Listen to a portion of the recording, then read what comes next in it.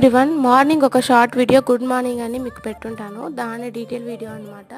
అంటే మార్నింగ్ మేము లేచేటప్పుడు ఒక శబ్దం వచ్చింది. ఏంటని చూస్తే 6 టైం కరెక్ట్గా మంకీస్ ఒక 3 మంకీస్ వచ్చాయండి.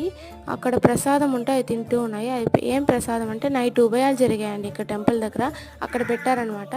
మేము తినలేదు, లైట్గా తీసుకొని మళ్ళీ అక్కడ పెట్టేసాము. ఎందుకంటే అప్పుడే తినేసి పైకి పనుకోవడానికి వచ్చామన్నమాట.